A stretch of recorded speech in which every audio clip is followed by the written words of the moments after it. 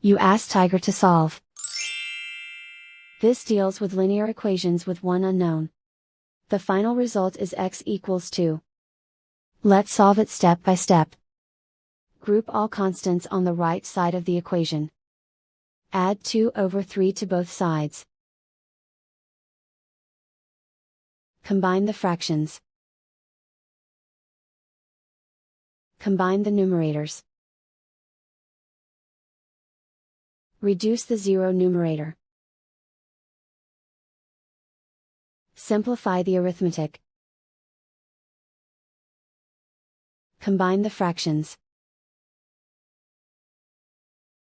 Combine the numerators.